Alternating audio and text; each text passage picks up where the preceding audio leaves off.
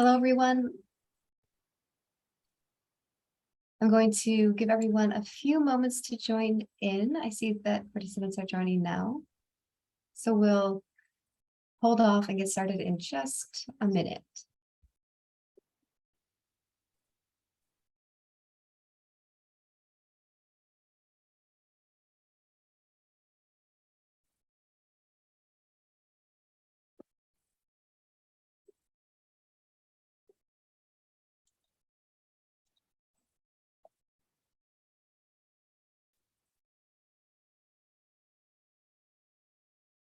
Okay, we'll go ahead and get started. Welcome to today's episode of the Globe webinar series on the future of global governance. I'm Carrie Otterburn of the Leuven Center for Global Governance Studies, and I will be joining you today as host and moderator. Today, we are joined by Professor Anne-Marie Clark, who will be discussing her new book, Demands of Justice, The Creation of a Global Human Rights Practice, published this year by Cambridge University Press. Anne is professor of political science and co-director of the Human Rights Program at Purdue University in West Lafayette, Indiana, United States. Her research focuses on change in international human rights norms, the role of non-governmental organizations in promoting human rights, and understanding and interpreting human rights data sources. Also joining us today as an expert discussant is Professor Courtney Hillebrecht. Courtney is the Hitchcock Family Chair in Human Rights and Humanitarian Affairs and Professor of Political Science at the University of Nebraska, Lincoln, where she also directs the Forsyth Family Program on Human Rights and Humanitarian Affairs. Her research focuses on international human rights law and international human rights and criminal adjudication. We will begin today's webinar with a presentation by Anne of approximately 25-30 minutes, and then we will turn to Courtney to kick off the discussion by offering some reflections and asking a few questions, to which Anne will have an opportunity to respond. Then we will turn to you, the audience, so feel free to send your questions for the speakers at any point during the webinar by using the webinar Q&A function at the bottom of the webinar window. You should see it there at the bottom that says Q&A. We will collect your questions to share with the speakers during the audience Q&A, which will follow the two presentations. Before we begin, just a few quick words about the GLOBE project.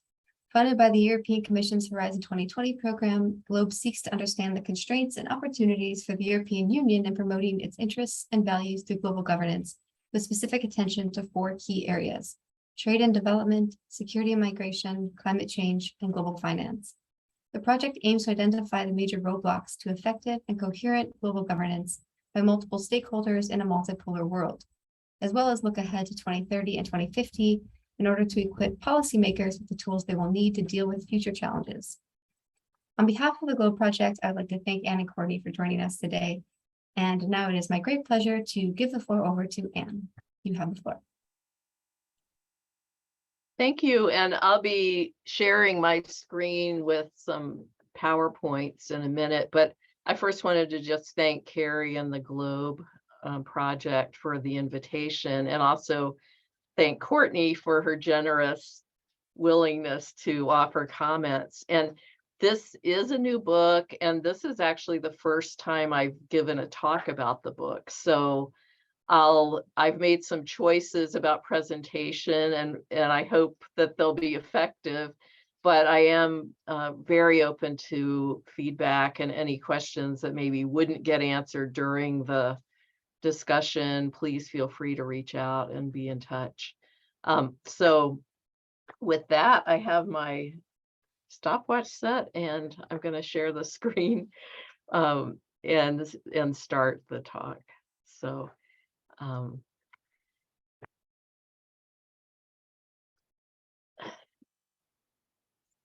this book has been a project of a good long while, about 7 years, maybe a little more than that even. And it's called Demands of Justice. And one of the inspirations for some of the theoretical ideas came from the political theorist Charles Beitz, who has been writing on human rights for a little while. And he said, to whatever extent contemporary international political life can be said to have a sense of justice, its language is the language of human rights. And I want to say just a little bit about the title of the book and how it relates to the research work I did. The title was the last thing that I wrote. after finishing the book and submitting it.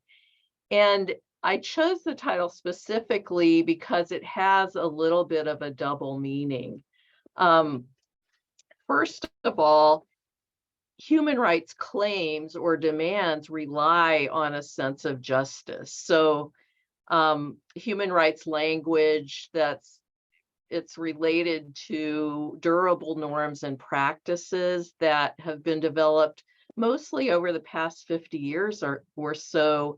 And the main argument of the book is that they've become an important way for people to demand justice in the face of injustice. So the empirical question that I'm asking is, how have human rights actors made demands for justice?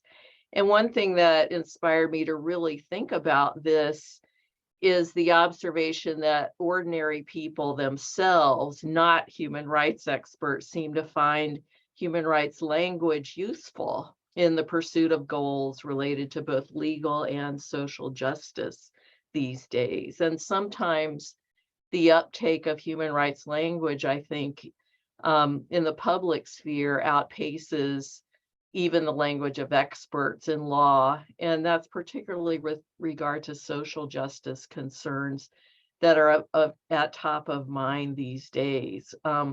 But this first struck me during some of my pre-dissertation research in the early 90s when I was speaking. I did some research in Guatemala, and an indigenous woman there emphasized to me that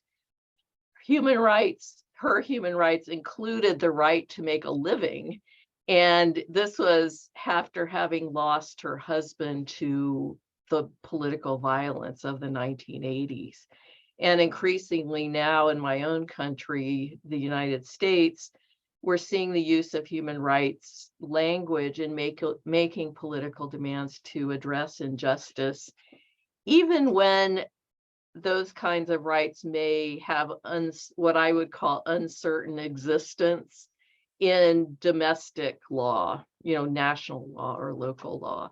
So human rights enables people to make demands for justice, and people are using this language, which is now familiar, to demand an expansion in the scope of human rights. So those are demands not only for civil and political rights, but also for social justice.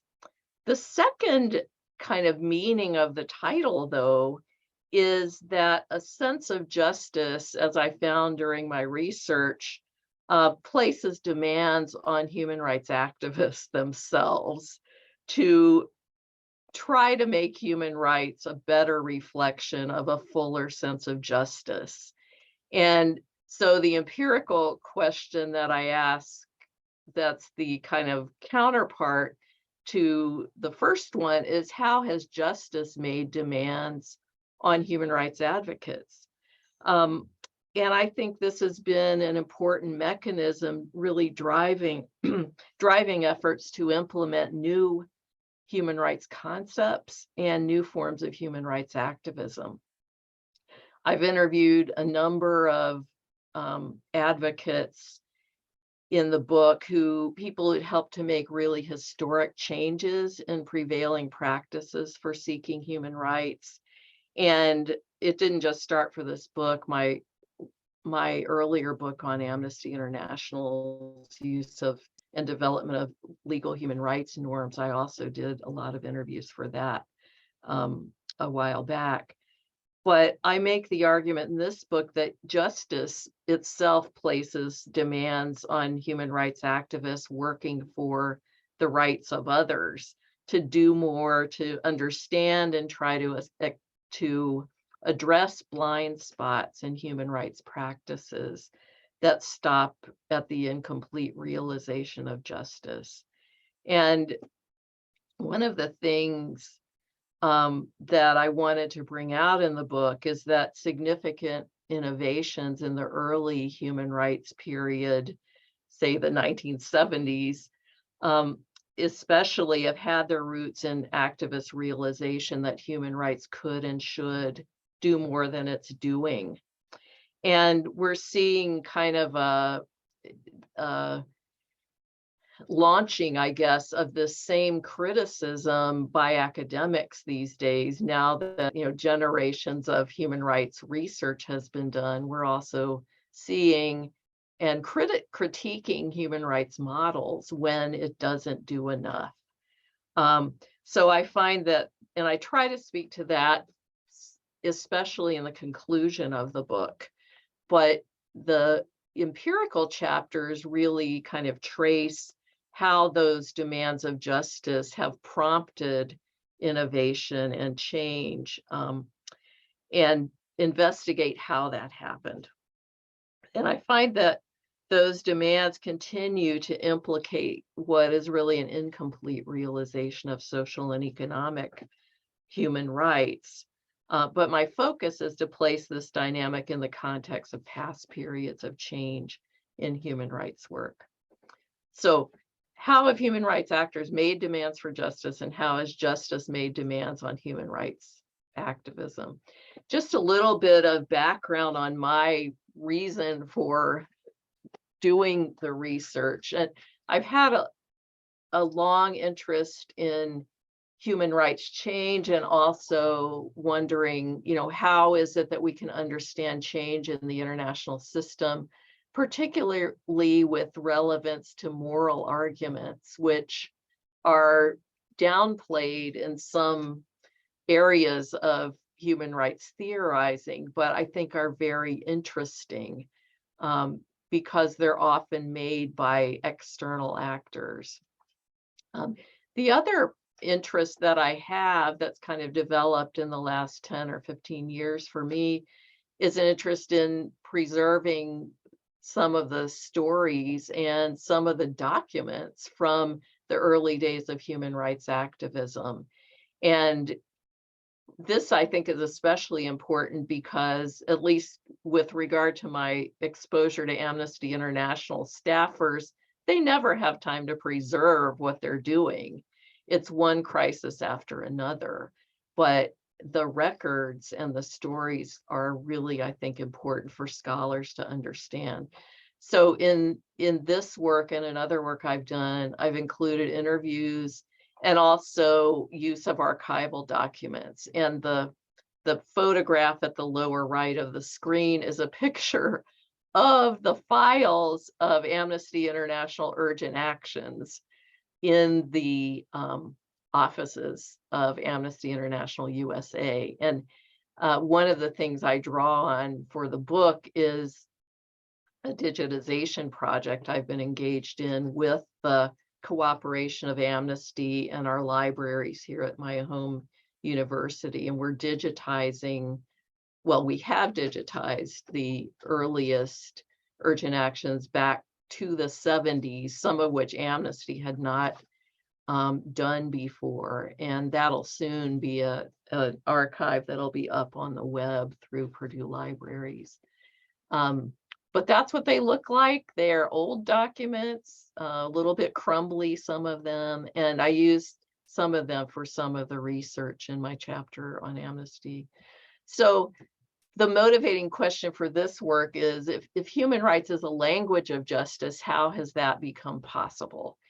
And the structure of the book, I'll just say a little bit about it. The first part is a discussion of the political theories that we can draw on to understand kind of phases or predominant ways of action that human rights activists have taken that sort of began with, we might consider a little bit outmoded, but the idea of helping the neighbor, the story of the Good Samaritan, thinking of others in need as receptive to aid and concern.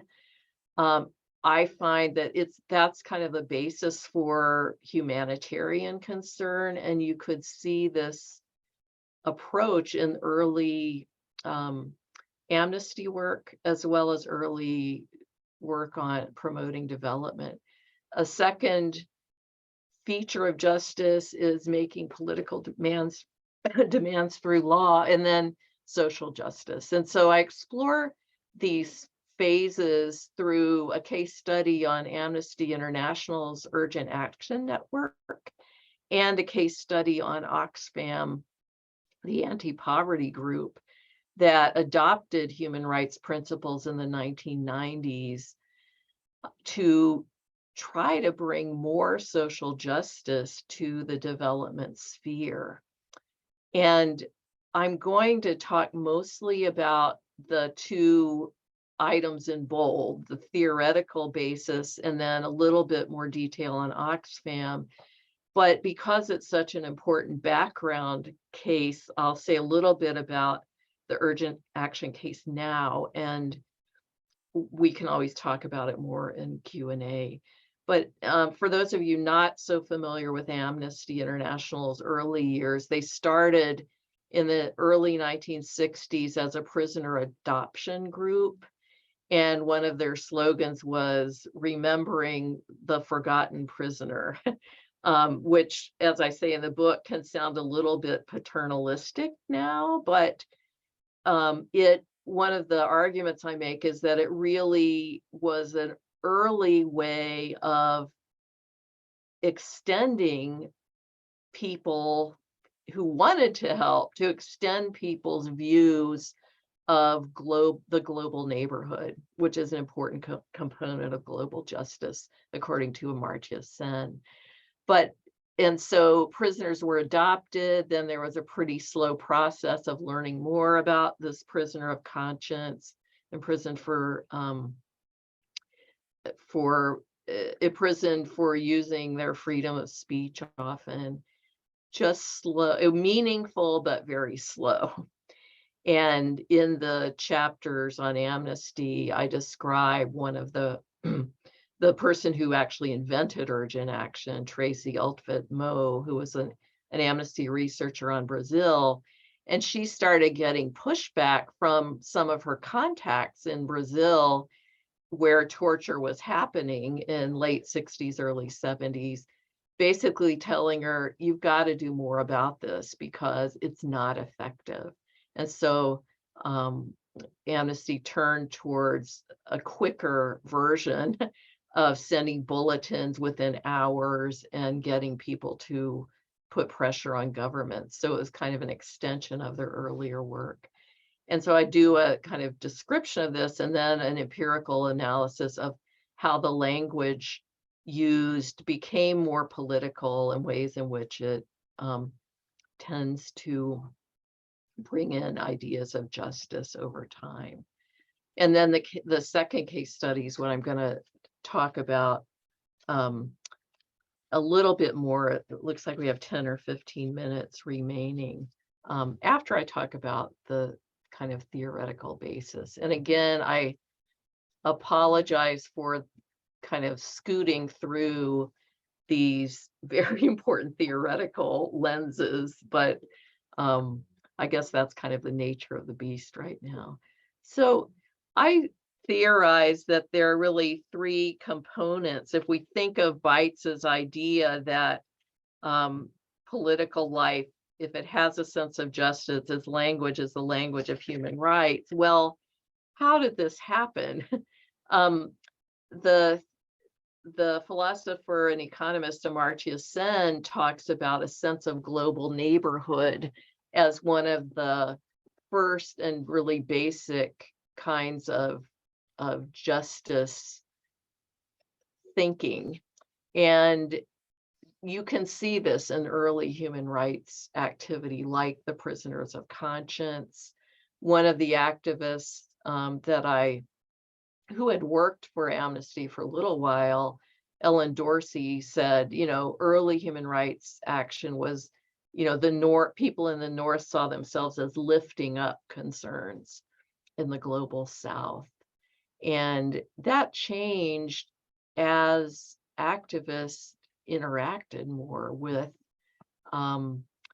local activists in the global South that were suffering human rights violations and other NGOs around the world. But this was an early characteristic of the sense of justice motivating human rights. The second one that I think we're more familiar with now is the idea, and I call it the political realization of justice, which was a major, major project of Amnesty, Human Rights Watch, a bunch of other human rights NGOs, kind of stemming from this idea that you've got to do more. And this part means the incorporation of law as argument for political demands. Just a quick comment that lots of political philosophers, not just Charles Bates, as I learned, discuss human rights as, if John Rawls, even if there's a model for a well-ordered society, it would have to include human rights. And the political theorist Laura Valentini says that human rights has become a standard for justice. So that's the second feature. And I talk about the development of a human rights culture of argument that Amnesty participated in, where in its documents, they emphasize both a concern, a kind of informed and active concern, and just endless repeated application of legal principles and demand for justice. And then the third element of justice that these earlier ones don't really get to specifically is the idea of integrating social justice concerns as human rights concerns in the development sector. And Amartya Sen has been a part of that, and also Henry Shu's thinking on basic rights as incorporating both subsistence rights and I'm blanking on the other one, but the kinds of security rights, he calls it, but security rights also include things like human rights freedoms. And so I'm going to talk more now about the decisions of Oxfam in the case study to begin to use human rights in its programming in the late 1990s, mid to late 1990s, and not coincidentally because of the ways that traditional human rights organizations had already built this logic and culture of argument of implementing legal representations to make demands for justice on states. So this Oxfam case is in some ways kind of a critical case for the book because it illustrates the language of human rights being used as language for justice, but outside the traditional civil and political rights sphere. And I see it as a really compelling case. In the 1990s, and I kind of came to this understanding relatively late. I didn't know about it in the 1990s. NGOs in the development sector globally began to use human rights to address economic justice. And a really good book on this that I think isn't read enough is one by Nelson and Dorsey on new rights advocacy. So I'm not the first to notice this, and they've done a whole study of it. But the new thing I do is to try to investigate human rights as a language for social justice. And so these experts on development were looking to human rights at the very same time, late 90s, even the early 2000s, human rights NGOs were hotly debating whether civil and political rights should be extended in their work, whether the same techniques could work, how could demands be made in a human rights framework. And as you all well know, I mean, in the US context, economic and social rights are not quite as well developed as in the European context, but the global NGOs were certainly trying to figure out how to use those frames, if at all. And so Oxfam was one of the first groups to do that. They share a similar social context with Amnesty because they're originally British-based and member-based charity that started out with this kind of conception of global neighborhood and giving aid to others. So the big question in this case is, why would these organizations decide to use human rights in a time when human rights NGOs were not too confident that it would work? And excuse me while I move to my next bit of notes here.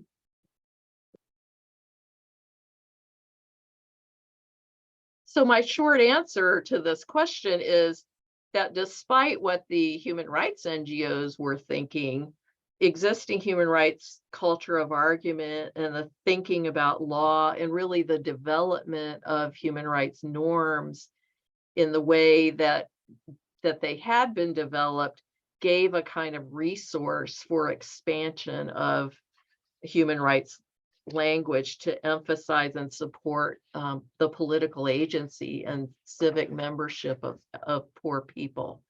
So Oxfam in the 90s developed a campaign, and it started in Britain, and they called it Together for Rights, Together Against Poverty. And on the left, you see, this is from Oxfam Great Britain, the earliest global charter for basic rights, and there were 10 that you can see here. This was whittled down to 5 once Oxfam in 2001 adopted a rights-based approach. How did this happen? And then I guess we have about 7 minutes left. One of the things that happened is that Oxfam researchers were observing the impact of development policies on human rights. And this was not an accident. In fact, one of Amnesty's first researchers on Argentina, Tricia Feeney, in the course of her work, began to be interested in how development policies related to human rights, and she actually moved to Oxfam in 1990. And I think, you know, my interviews with her and with other people suggest that she was partly a linchpin in bringing that. But Oxfam began this study program, and they have a really high-powered research department, kind of like Amnesty did at the time. And they were also reading philosophers of justice and meeting with people like Amartya Sen and Henry Shue. Also, Oxfam, like other NGOs, was participating in a variety of UN conferences. And many people that I've talked to refer to this period as a time of great cross-fertilization and kind of even mutual accountability. So Northern and Southern NGOs were meeting in this period. And there goes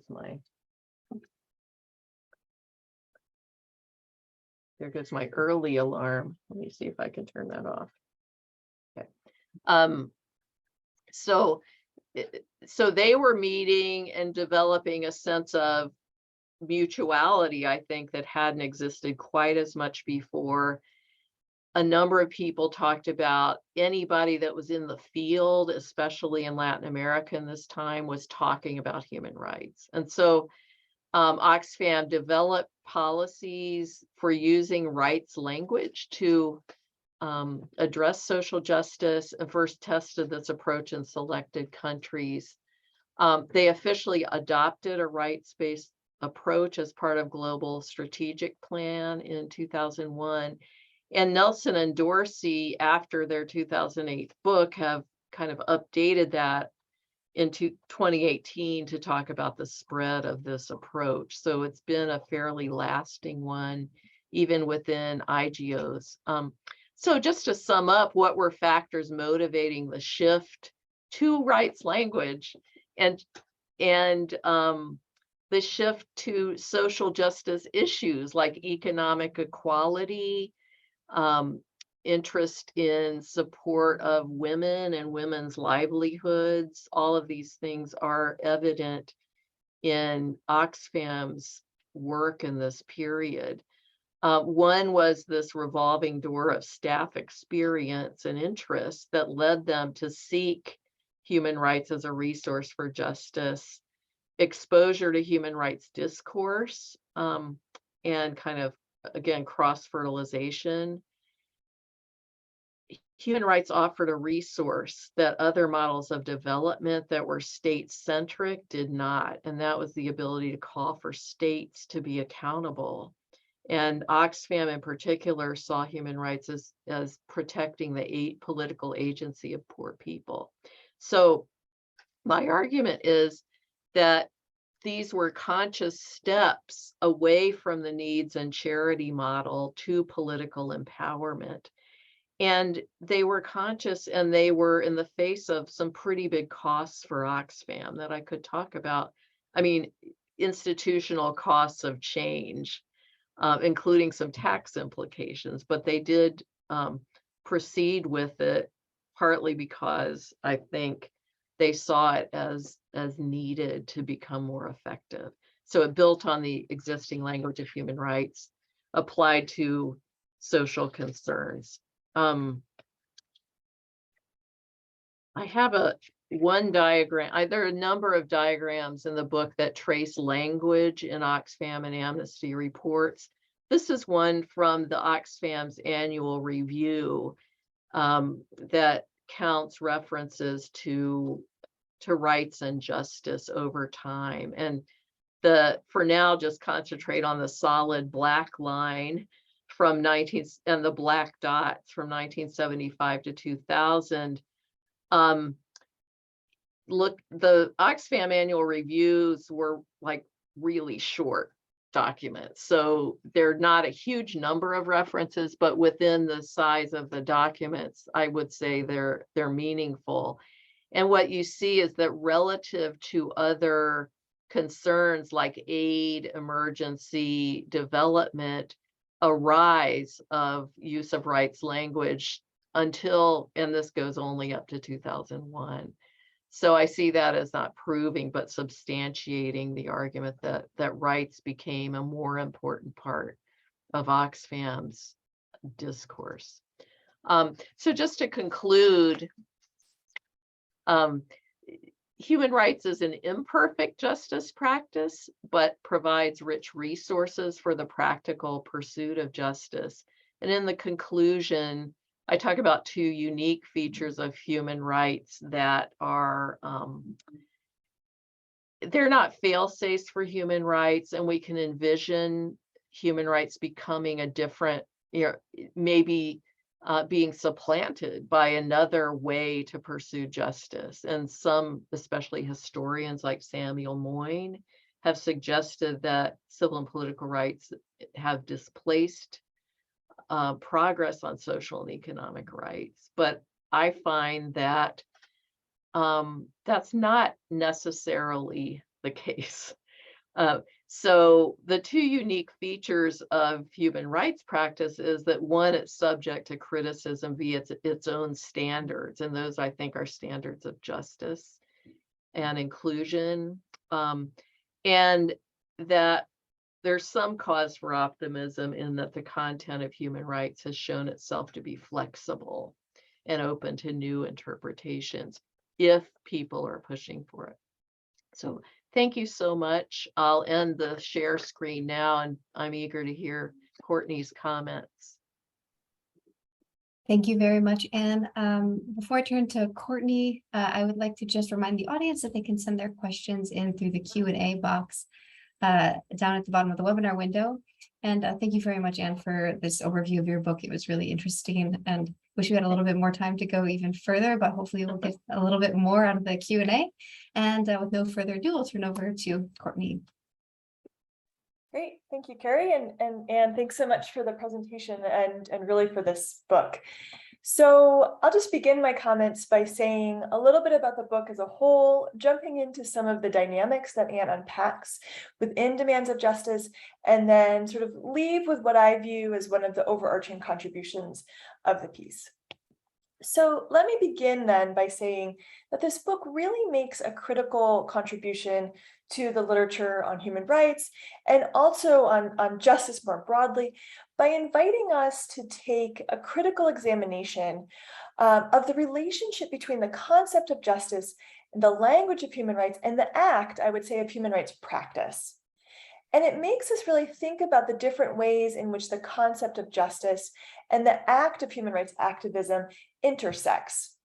And in doing so, I would say this book encourages us to consider justice as more than righting wrongs, but rather as the pursuit of a broader set of goals.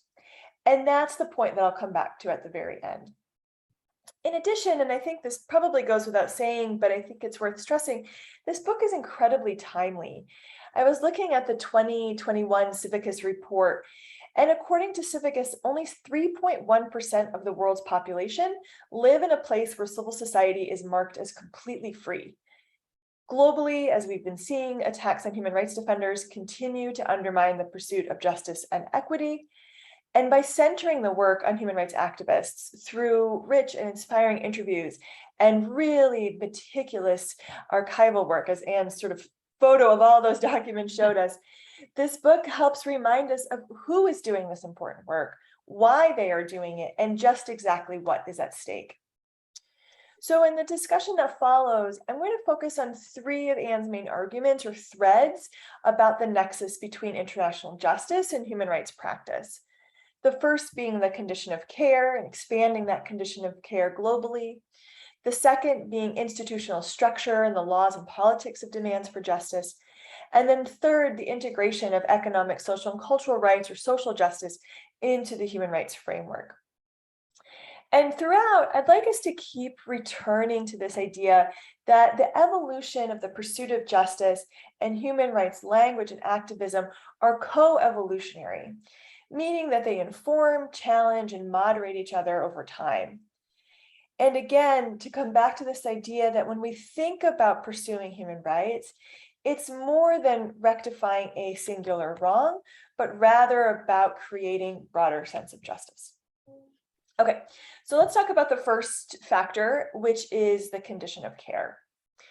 So if we think about, I think as this book sort of encourages to do, the pursuit of justice is ever evolving, and the use of human rights language as a tool that is critical for that pursuit, then human rights discourse and language can provide essentially action-based steps in pursuit of this large and amorphous and perhaps inchoate idea of what justice is, right? These ever-changing ideals.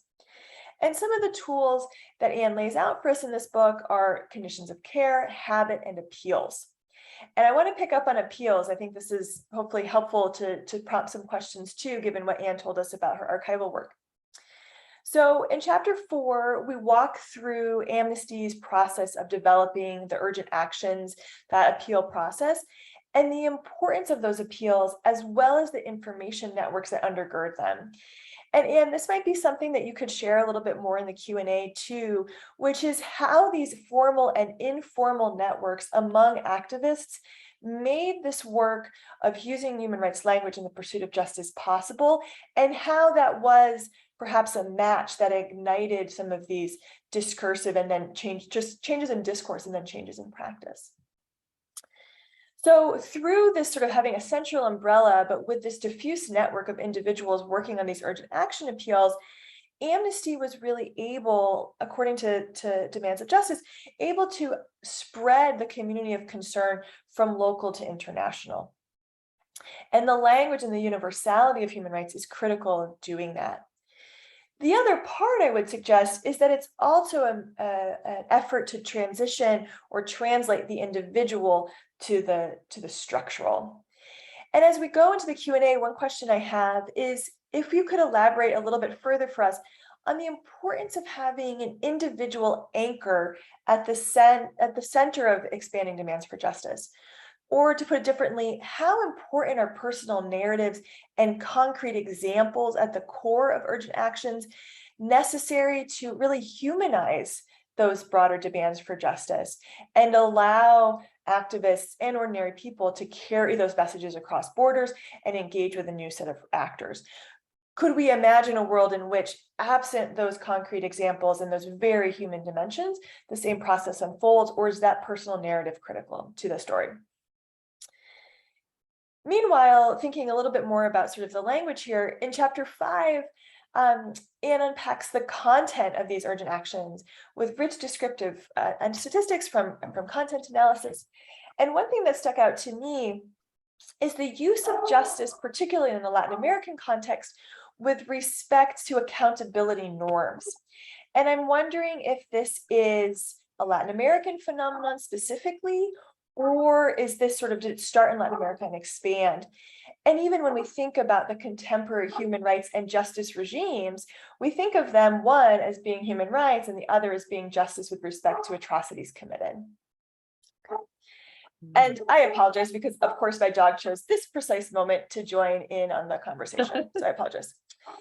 Okay, let's move on to the second argument, which is institutional structure and sort of demands for justice. One of the things that I think maybe we can also talk about in the Q&A is the importance of the culture and human rights as culture and argument in addition to the law itself. So as someone who focuses on human rights law as law, I would love for you to walk us through how we can better understand and operationalize in our work this idea of human rights as a culture and an argument, particularly for maybe more institutionalist approaches to understanding human rights. And then finally, one of the third threads that goes through the book is this integration of social justice and using human rights and human rights activist practices for social and economic justice concerns. I think this is really important because, going back to sort of institutionalist perspectives, this dynamic and pressure from activists is creating new demands and spaces for eco-social rights within human rights institutions, right? Including those who have typically lagged behind on social and economic or cultural rights. So I would say that here it's not just that activists are changing their own language, but that they're also carving out new spaces for human rights in human rights institutions by invoking this concept of justice within the language of human rights. So it's a very sort of circular, but circular, I mean, with a perhaps more positive content or implication. In this way, one question is, this really comes from the Oxfam chapter, but one question that I had comes from this moment that we see ourselves in the United States, at least, where the position or the term social justice has become very weaponized. And human rights as a concept flies under the radar as a more agnostic term, which as a human rights scholar doesn't make a whole lot of sense to me. But for some reason in this moment, social justice is anathema, whereas human rights is agnostic. And I was wondering if you could speak a little bit about how the Oxfam experience, or what the Oxfam experience might tell us about how and when to integrate social justice as a frame and when we need to pull back. So is this the moment, in other words, to lean into social justice as a concept, or is it a moment to lean into the human rights work? So to wrap up, I would say that one of my main takeaways, or at least the most important takeaway for me, is that demanding justice by activists, or demands for justice by activists and ordinary people, goes well beyond righting wrongs. And pursuing justice in a rights-based framework expands beyond any individual case, but rather aims to change the normative and legal frameworks in which we live. And so I come to this by asking this question of what happens to demands of justice when rights-based language is usurped by opponents to justice. And in this case, I'm thinking of, for example, men's rights activists, whose goals, I would say, are not justice, but rather the opposite thereof. But the preferred mechanisms through which they are trying to sort of assert this regressive view of rights is through a rights-based language, and it's rooted in the tangibility and adjudicability of human rights, which typically we think is a good thing. So what happens in these scenarios in which rights and justice actually go in opposite directions, and what are the implications?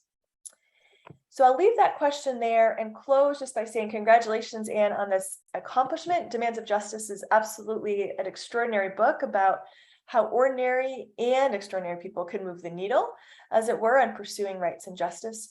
And I would say it's both reflective of the past as well as prescriptive for the future. And it's certainly a text I'll return to in my own writing and teaching and would recommend for others as well. So thanks for the opportunity to give it a close read.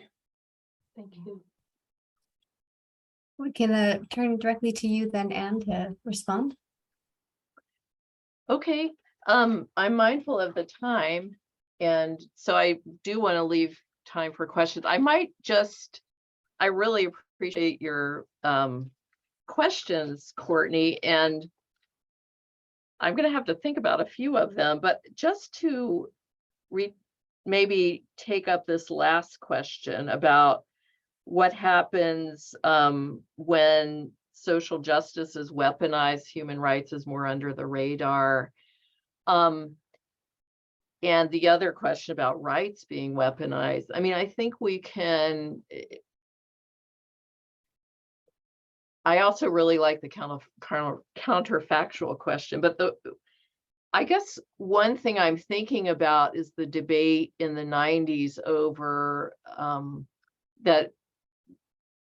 over whether human rights is universal and that sort of thing that happened at the global conferences. And even so, I think in the US context especially, we have an idea of rights that is, people think is a little bit in a different lane from human rights. And so I think one strategy would be to bump up to the human rights language and just present a counter idea of what rights are. I think that activists for social justice are already doing this. And so I noticed, because I was still working on the research in 2016, that there was this big march right at inauguration weekend when President Trump came in, and people with the pink hats and such. And you saw people carrying signs that healthcare is a human right, which isn't really true in the United States. It's not recognized. Also, there's this poor people's movement that's kind of a revitalization of the Martin Luther King poor people's movement that's ongoing now, where people are talking about rights to a livelihood and such. And so I think human rights offers a pretty effective way to counter some of those ideas, but it is a problem, I think, the usurping. But I think the answer is, because human rights is kind of under the radar, to bring in that resource that we have when we're thinking about it. May or may not, I mean, other people may have, you could certainly argue against whether that would be effective or not, but that's what I can offer now, I think. Thank you. We will turn to some questions now, I guess, if unless you had anything else that you wanted to. Oh, okay, great. So we'll turn to some questions now. We'll start off with two. So we have one. You talked about how, partly through conversations that were happening between the Amnesty and Oxfam and activists and people that are working with in the field, so to speak, toward how they that sort of molded the language that they were using towards more rights-based demands. Do you think that this language in the field has changed as a result of these encounters? So on the one hand, you have the Amnesty and Oxfam's language and discourse changing over time. Did you also see, perhaps in your research, or encounter any changes to how this was adopted or not in the fields, or how this has sort of changed this discourse elsewhere? And then another question is related to the political realization of justice through politics and law. I think your presentation really gave a good sense for how these demands began to be articulated in rights-based language. And I was wondering if you could say a bit on the other side of this, on the practical effect of these changes. Has this led to changes in how these rights are realized, for instance, in lawmaking or in the courts? has this led to changes in how, for instance, the UN has articulated human rights and poverty alleviation and development and this type of thing at the institutional level or amongst governments? Have you seen changes in lawmaking or how people are even advocating for justice in courts, or how remedies are articulated and this type of thing? We'll start there. Wow, those are really big questions. So this book did not exactly what I found and talk about in the book is the ways that some of these, not to repeat myself, but some of the people who were at the admin level and the research level in the 90s had cut their 80s and 90s, had cut their teeth on 1970s Latin America. And that one of Courtney's questions was about, like, did that spread? And I would say the specific demands for remedy that occurred in Latin America are not quite as prevalent in other parts of the world, but you definitely see a shift.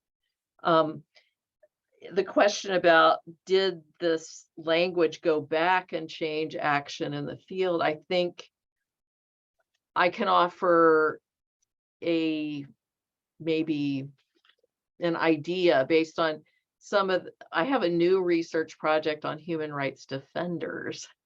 And human rights defenders often, the good thing about human rights defender as a concept is it encompasses a lot of causes. And so one of the things that I think has changed in the field, and maybe in relating the global actors to local activism, is things like environmental justice, women's rights, right to water, those kinds of things can be encompassed by the idea of being a human rights defender. So the UN has made this a declaration on human rights defenders that actually talks about people's rights to think up new rights. So that's one example. It may not be as specific as the questioner would have liked to see, but that's what I can offer. As Dorsey and Nelson talk about, the rights-based approach to development and poverty alleviation has really spread, and that kind of language is used within the UN. I think that, and so I'd say, yes, there are places that you can identify that rights-based language has traveled. I think, what my focus is really on the practical resource that it offers. And so I'd have to think a bit more about other ways that it might be realized, but thanks for the question. One more related question. For the creation of new rights that you were just mentioning, and even I think you mentioned a little bit earlier, the call for healthcare as a human right and this type of thing. Do you see that this is getting sort of adopted into sort of a normative idea of which rights are due to humans, or is it sort of popping up and then going away in different areas? And not really sort of becoming part of a canon, I guess. I think if you now look at, I talk in the book about how Amnesty and Human Rights Watch were kind of late to the party on social and economic rights.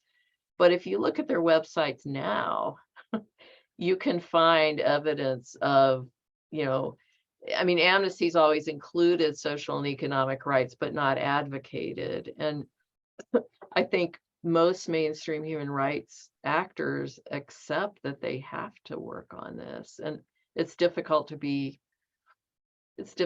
do. But I think these kinds of things, especially under the rubric of human rights defenders and a number of organizations that have grown up and been devoted to, or even change their mandate a little bit to serve defenders, you can see that many kinds of local issues are now being